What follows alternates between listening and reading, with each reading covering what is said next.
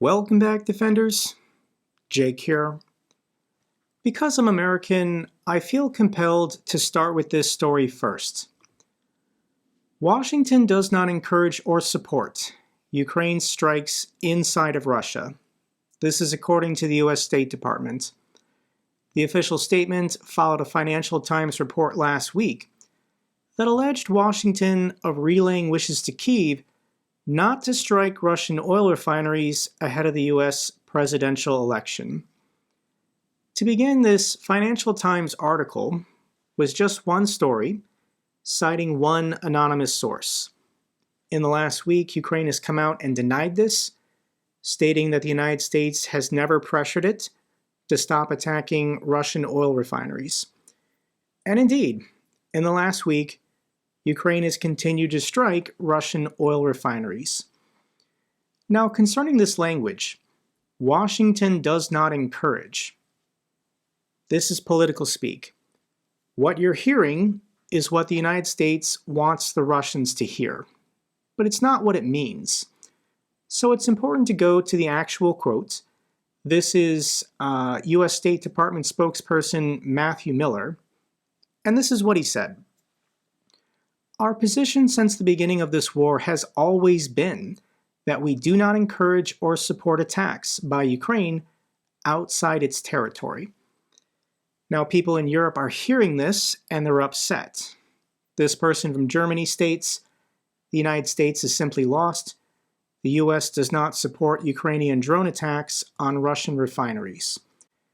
Here's Garry Kasparov, his reaction to this statement. The United States confirms it doesn't want Ukraine to win. Playing only defense is hopeless. Ukraine must be able to strike the launchers of the weapons, killing its innocent civilians every day. Why is U.S. policy to limit its allies instead of deterring and defeating its enemies? Once again, go back to the statement, and he stated that the United States does not encourage or support. Not encouraging is not the same as discouraging. On one end you have encouraging, on the other hand you have discouraging, and you can be neutral about it. The official position of the United States has always been that Western-supplied weapons should only be used in the occupied territories. But Ukraine can do whatever it wants with their domestically produced weapons. That's what Ukraine is doing, building their own kamikaze drone fleet and attacking Russian targets inside of Russia. The United States is never going to encourage Ukraine to do this, but they're also not discouraging them to do it as well. The United States is trying to play it neutral to pacify or appease the Russians. And the reason why, I just have to state this again, the Russians have thousands of nuclear weapons pointed at the United States. The United States also has quite a few weapons pointed in the other direction. But we have to maintain these political relations. If you don't know about it, there is such a thing as the Moscow-Washington hotline. And this was a system that allows direct communication between the United States and the Russians, and this hotline was established in 1963. Because Russia and the United States has so many nuclear weapons, we're always going to keep this line of communication open to prevent nuclear Armageddon for the Northern Hemisphere. So the United States is never going to encourage Ukraine to attack targets inside of Russia. But the United States is also not discouraging it. They're not preventing it. They're not pressuring Ukraine to do anything that Ukraine doesn't want to or need to do. So I just wanted to clarify that political speak. I know a lot of people are upset with the United States right now, but the statement was misinterpreted. If Ukraine wants to continue striking these Russian oil refineries, that's what they're going to do. The United States can't and won't stop them. According to Bloomberg, Macron riled Washington with statements about sending troops to Ukraine. US has warned such moves risk a clash with Moscow. Once again, because of all those nuclear weapons, the United States is always going to take the official public position of, we're not going to do that, we're not going to support that. But if the president of France wants to send French troops to Ukraine, the United States can't stop them. The United States wouldn't do anything to try and stop them. But to appease the Russians, the United States is always going to make these statements, saying, oh no, please don't do that. We're not part of this. It's just a game. But the French have woken up. France doubles down on weapons to Ukraine. Top official says Russia leaves no option but an arms buildup. Precision-guided AASM bombs will be rigged for Danish and Dutch F-16 fighter jets. Ukraine is expecting these starting in May or June. Paris also plans to send excellent howitzers and old Africa-capable vehicles. France did announce they're sending an additional 78 Caesar self-propelled howitzers with an additional supply of ammunition. And France is getting serious, and it's about damn time. And there's a fantastic video on YouTube that I watched yesterday. I highly recommend it. It's from the YouTube channel RealLifeLore. The title of the video is Why France is Actually Preparing for War with Russia.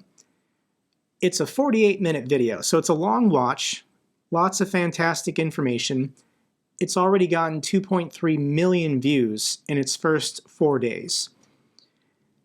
And to sum it up, Russia has already declared war on France and has been attacking their neo-colonial empire in Sub-Saharan Africa. So officially in the 1960s, all of these Sub-Saharan African countries did gain their independence from France. But France more or less rigged the game. They were able to choose the political leaders to lead these countries. France then financially backed them and militarily backed them to stay in power. So through a common currency that all of these old French colonial countries share, France has still been able to financially benefit from the wealth and resources of these African countries. I'm not saying this is okay. I'm not saying this is a good thing. I'm just saying that Russia has been using this to their opportunity to destabilize these countries.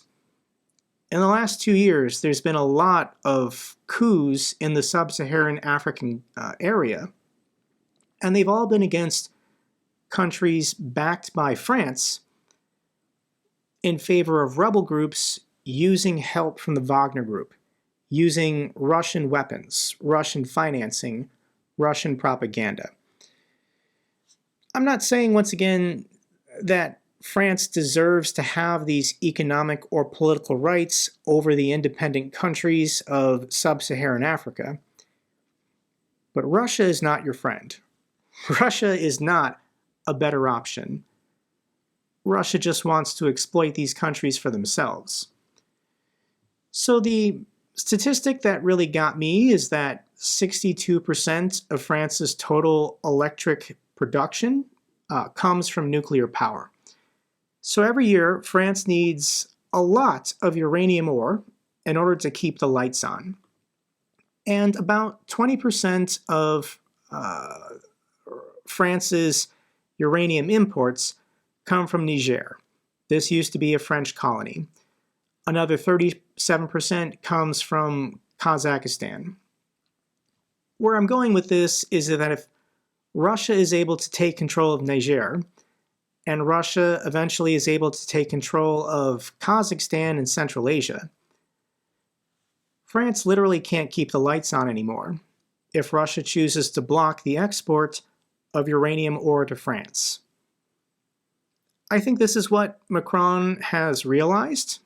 There are other economic pressure points. There are other worst-case scenarios for France if they allow Russia to rebuild their empire, reclaim Central Asia, and expand across the African continent. So France now recognizes their best option, their best hope for defeating the Russians and stopping their expansion across Asia and Africa is to give Ukraine all the weapons they need today to defeat the Russians. So I'm all for it.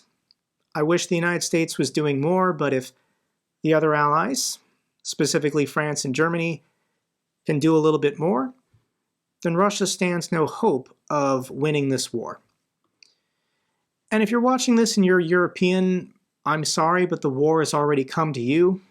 Russia is not giving you a choice. You have to participate. More than 1,600 European planes hit by a mysterious GPS jamming signal coming out of Kaliningrad.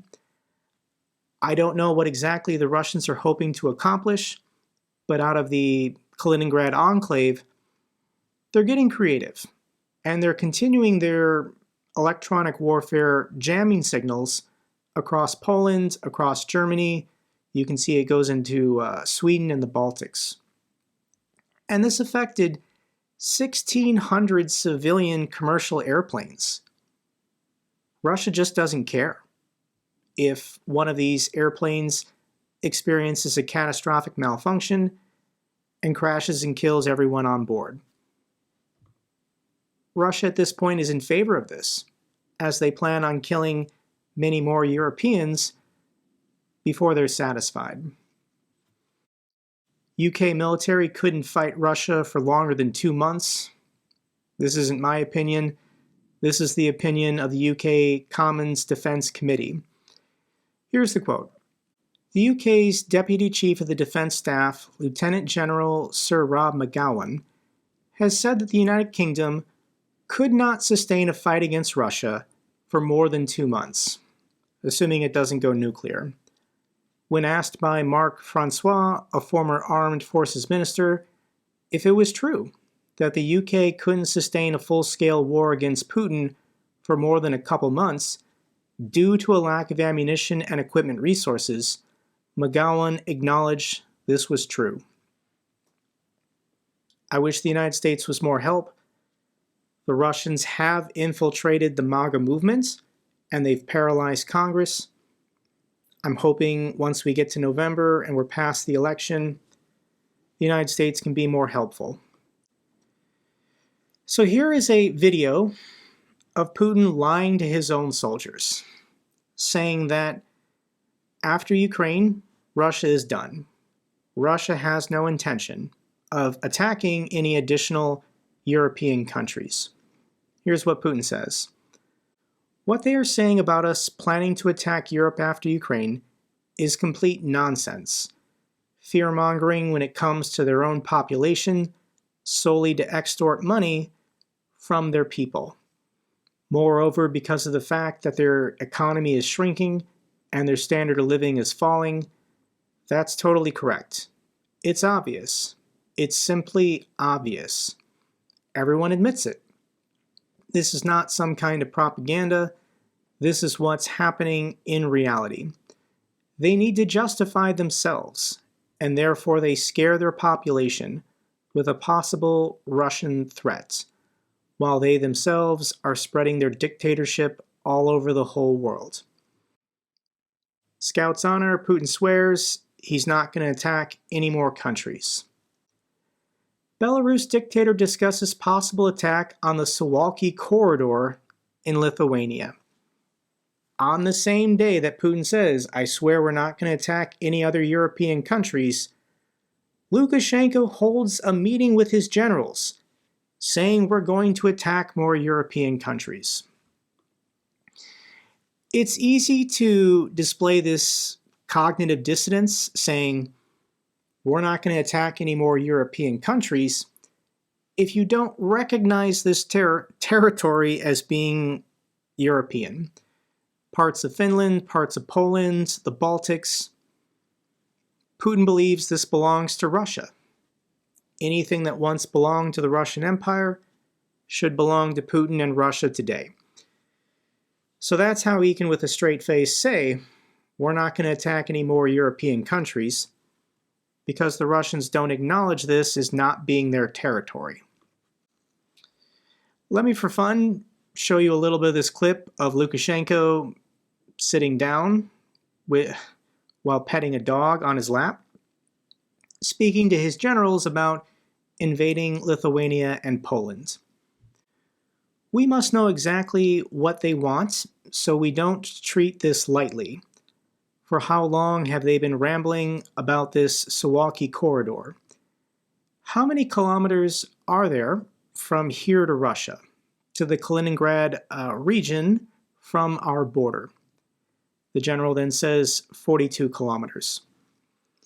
Lukashenko has been the dictator of Belarus for over 30 years, and he doesn't even know the geography of his surrounding area. He then asks directly, if following a straight line, 42 kilometers, if following the border, it's 90 kilometers. Lukashenko then says it's practically nothing. They shouldn't behave like that. Well, at this moment, you will have to stand up against the Baltic republics. So according to the Belarus dictator Lukashenko, 42 kilometers is nothing. The Belarusian military could take that in 3 days. If you don't know what the Suwalki Gap is, it's this gap between Belarus and Kaliningrad. Belarus is no longer an independent and sovereign nation. When Lukashenko dies, Belarus will just be absorbed into Russia. Belarus's distinct language and their culture has already been eradicated by the Russians. And the Russians want the Baltics to connect Kaliningrad to the Russian mainland. 42 kilometers, Lukashenko says that would be easy. So let's get out the ruler and go to the Donbass region. Russia launched their full-scale invasion February of 2022, and in 2 years of fighting, the mighty Russian military has gone 14 kilometers. So to go 42 kilometers through the Suwalki Gap, at the rate Russia is advancing, it would take the Belarus military 8 years to connect Belarus with Kaliningrad. This is how stupid this war is. I can't get over these pictures of Lukashenko with his dog. This dog lives better than any person in Belarus. Kyiv and Kharkiv should be decimated, according to Kremlin pundit Solovyev.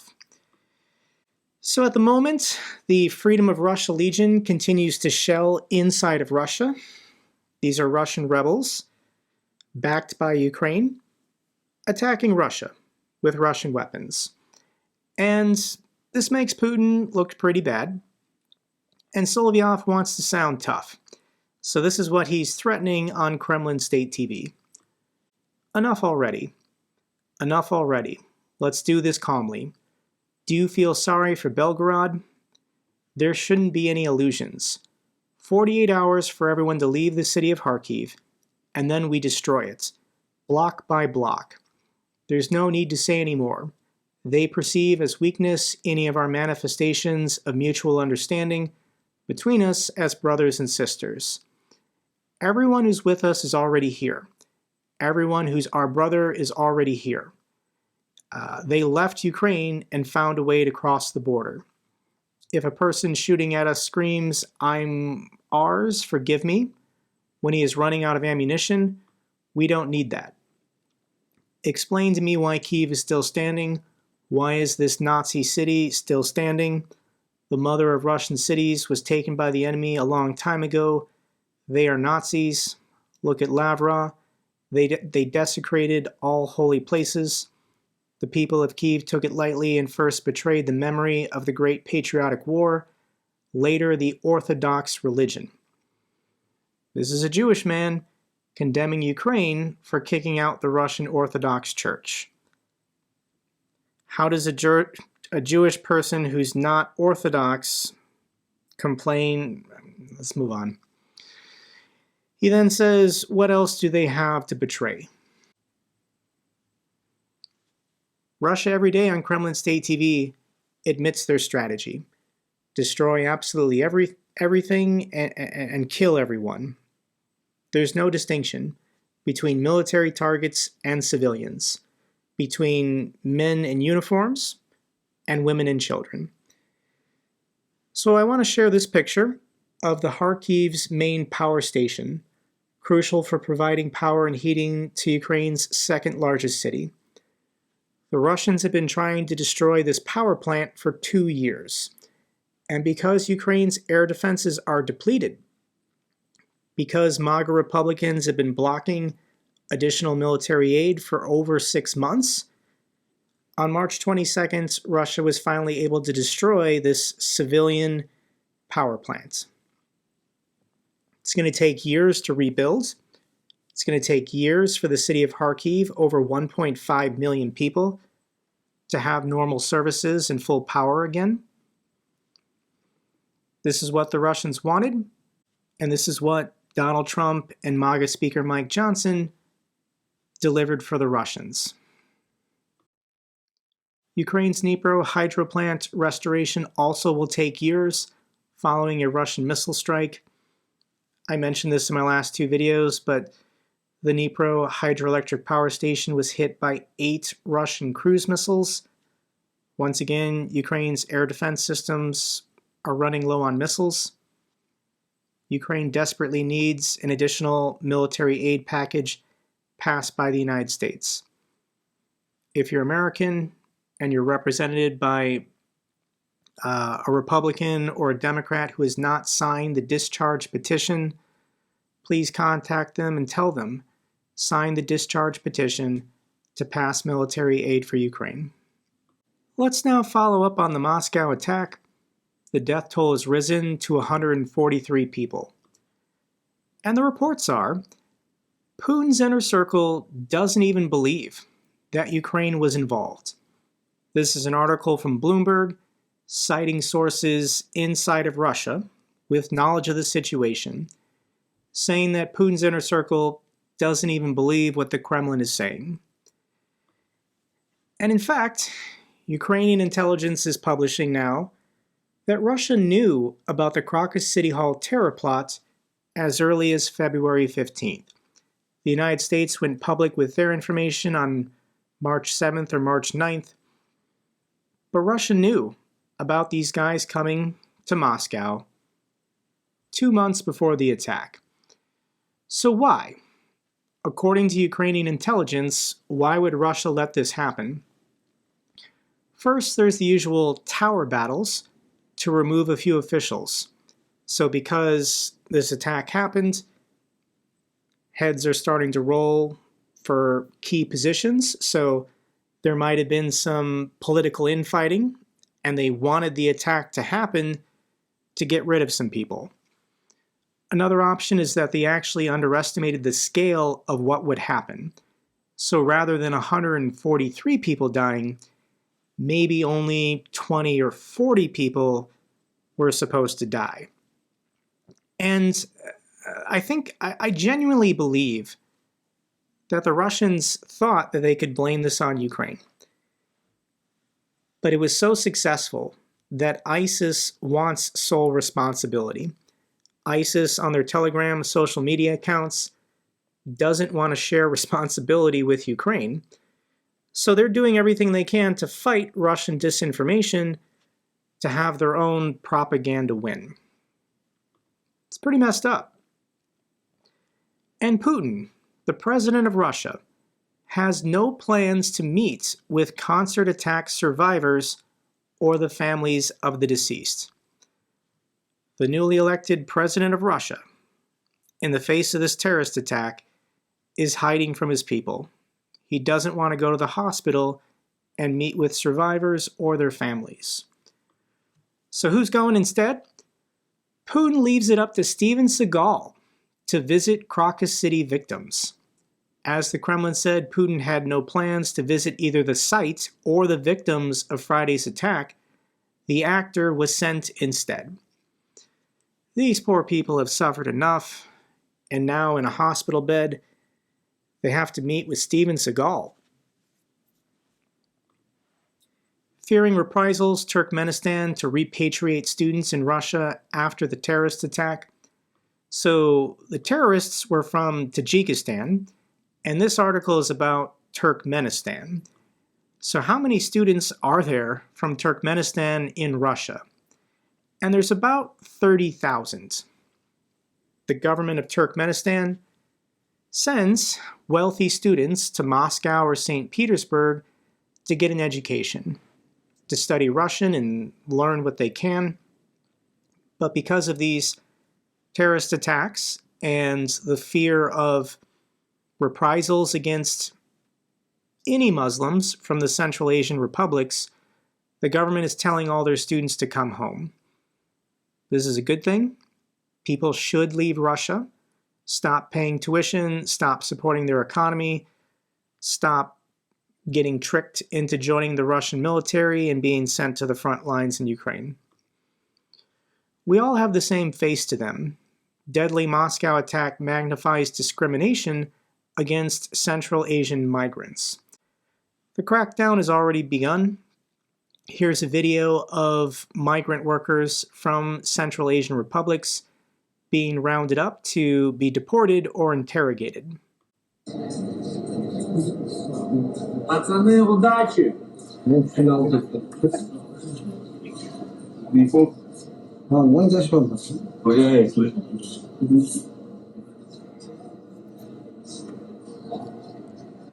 These people are just trying to earn a living. They're just trying to provide for their families. Russia needs these people to keep their economy going while they're fighting a war. But if they want to be dumb and they want to discriminate against these people, target these people, and deport these people, that's actually good for the West. Here's another video of a wild berries warehouse. If you remember that wild berries warehouse in St. Petersburg burned down, this is the one in Moscow, but all the migrant workers are being taken out and then being interrogated, asking to see all their proper paperwork and documentation. The reports are anyone who doesn't cooperate is being beaten by the police. Russia turns to Belarus gasoline amid decreasing domestic supplies. This is incredible. We're really only less than 3 months into this strategy, specifically targeting Russian oil refineries. And Russia's already gone from a net exporter of refined oil products to now a net importer. What the Russians have done is they've told Belarus, you can't export anymore.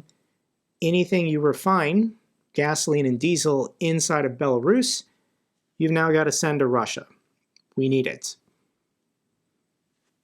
This begs the question if any oil refineries in Belarus are now valid military targets. Ukraine might get there someday. Let's get to the good news for Ukraine, and there's actually a lot today. The European Union has earmarked 130 million euros to bolster ammunition production with Rheinmetall. These funds will be used to expand production of 155 millimeter artillery shells. Slovenia will join Czechia's initiative to purchase artillery shells. Slovenia is not a very big country, but they're going to kick in 1 million euros. Thank you to the people of Slovenia. Poland has decided to double its contribution to the Czech-led initiative to purchase artillery shells. The specific amount that Poland is giving is not stated, but Poland announced they are doubling it. And I'm guessing it's in the tens of millions of euros, so thank you so much to the people of Poland. Germany will rush transfer about 10,000 artillery shells in the next couple days from their personal stockpile. 10,000 artillery shells might last 2 or 3 days of fighting, but Germany is also part of the Czech initiative to purchase artillery rounds, and they're buying about 180,000 worth for Ukraine. Thank you so much to the people of Germany. Czech intelligence has busted a Moscow-financed network that was spreading Russian propaganda across Europe. The group was using the Prague-based Voice of Europe news site to spread information to discourage the European Union from sending aid to Ukraine. Excellent work to the Czech intelligence agencies. Samsung. Russia's mirror payment system will no longer be available on Samsung mobile payment services starting next week. Samsung Pay is the third digital wallet service provider to drop mirror after Apple Pay and Google Pay did it in 2022. A little late, Samsung, but you finally got there. Thank you so much. Final video I have for you is from US journalist based in Ukraine, Zarina Zabriskie. And I just want to share this clip of her. She's driving between Kherson and Mykolaiv, and her car broke down. Because her vehicle broke down, she was waiting for someone to come get her, and she just decided to explore some random houses along the side of the road. Every one of these homes, every one of these buildings that the Russians destroyed, it had a story, it had a family, it had people who would still be living there if the Russians hadn't come. Mykolaiv was just under shelling. On the way back to Kherson, the car stopped, the engine is dead. Our friend is coming now to pick us up. We are in Posad Pokrovsky. Behind me you see the ruined gas station and some buildings. What tragedy happened here? See a basement like a shelter with a couch in it. See a blanket. Everything is burned, damaged. Everywhere you look, ruins. I know that here a lot of people hid in the basements. There's another one, hole in the ground. What was this? It's part of the wall. What was that?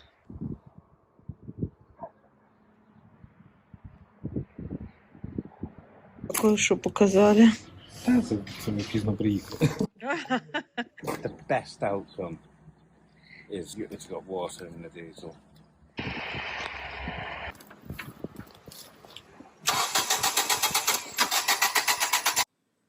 Hundreds of thousands of homes destroyed, hundreds of thousands of Ukrainian families impacted. Russia will be held accountable. That's all for this update video. Glory to Ukraine, glory to the heroes. If you found this video informative, give me a thumbs up. Best way to support the channel. Comments and questions, let me know down below. I love hearing from you guys. Till the next video, keep defending the truth, keep defending democracy.